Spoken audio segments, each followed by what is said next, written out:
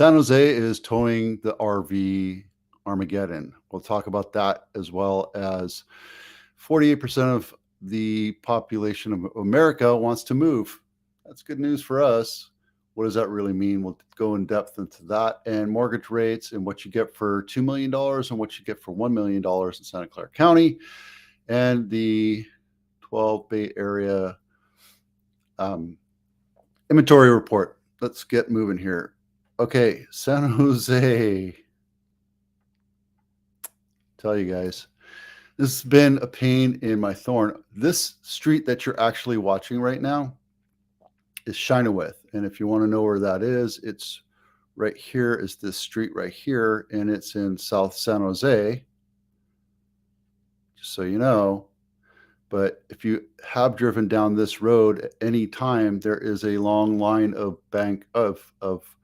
RVs and housing units. I think that's Matt Mann. I'm not exactly sure, but he's talking about how they're going to try to step up efforts and try to put them in different places and offer them housing, short term or what have you.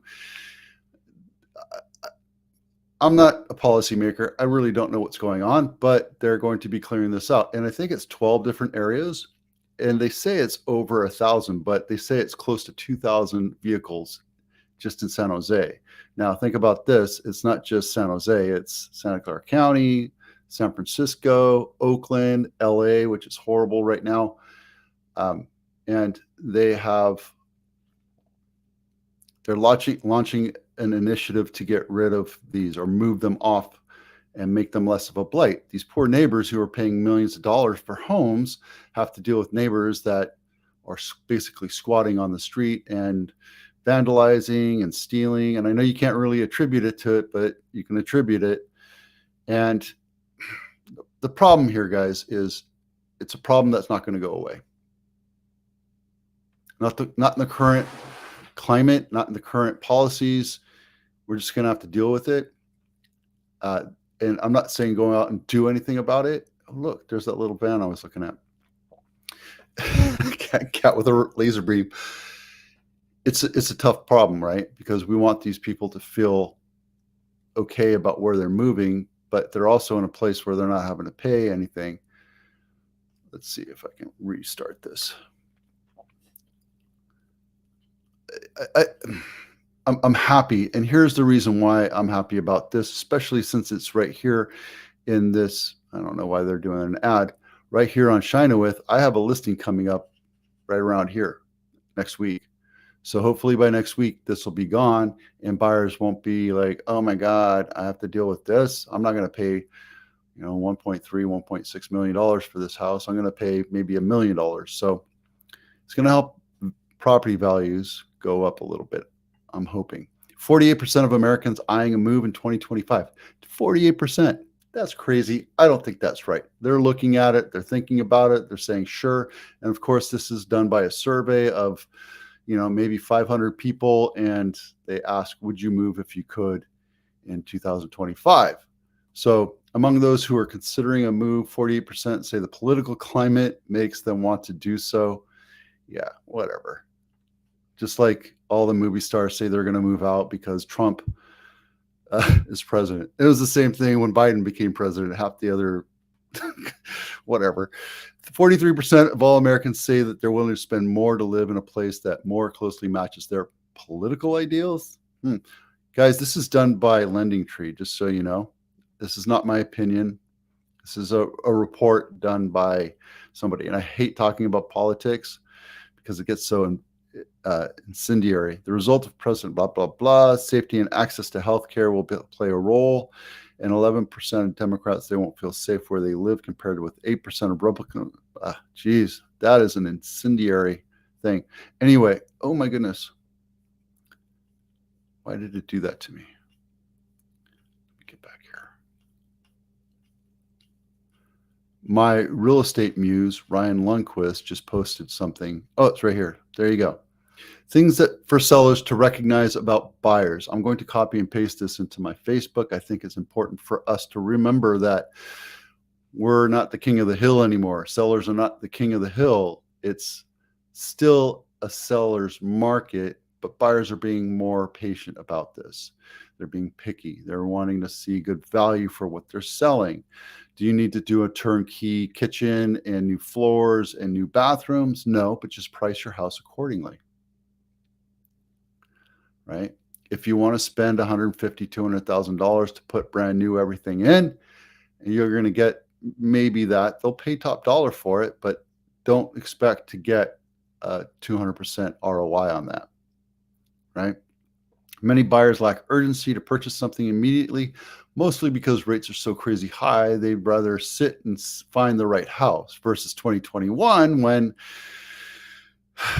it was crazy and everybody was buying stuff for whatever they could to get into it because the rates were so low and everybody was buying and they just needed to move.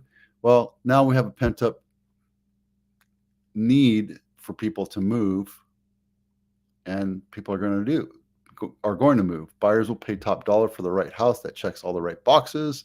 Some buyers really need help with closing costs and other expenses, especially now after the NAR lawsuit. There's going to be some concessions had these days. It's a typical normal thing. We're expecting it. Buyers want to feel like negotiations are good for them also. Back in 2021, you basically gave your first child 3 months free rent back and $400,000 on top of it. And if you had a brand new Maserati, you would offer that up as well to get a house. Today, not so much. We're getting in at or just slightly above, unless you're in a different part of the different county. So just keep that in mind. If you're thinking about selling, make sure you get all your P's and Q's done. Get your honey-do list done. If you need a handyman, let me know. Go through the inspection checklist.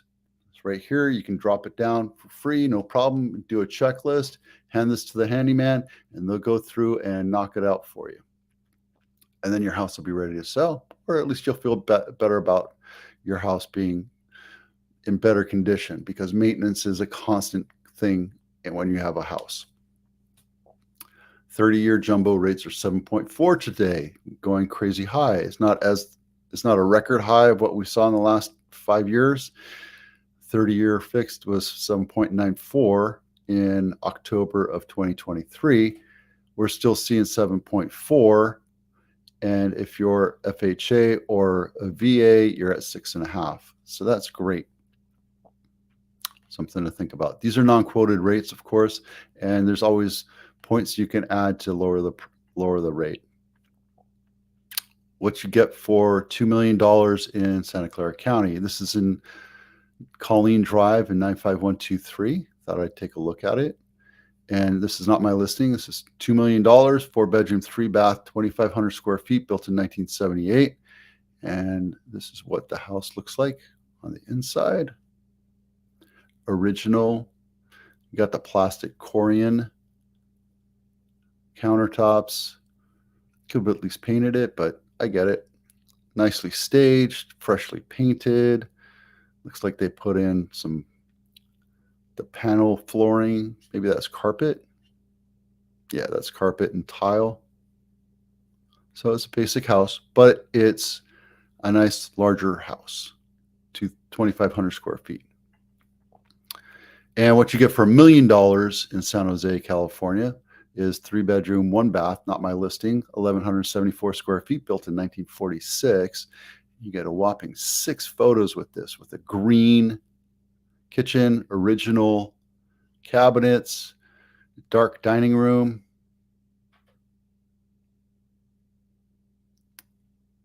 Looks like it's a garage over here. I don't know. You can make that into a bedroom if you wanted to, I guess. But yep, nice blank slate of a backyard. There you go. We'll see how quickly that one goes. What you get for $1 million. And inventory charts are the same. Nothing's changed since this December. I'm not doing January yet until the end of the month because we'll get closer to it. But inventory is low. We need to be at about 6 months to make it a buyer's market. And if you look here, this is just Santa Clara County. Months of inventory were way low, and active number of homes were way low, way too low. And these are the individual cities. All right, that's it for now. Thanks for watching. I'm Vito with Avitano. We'll see you out there.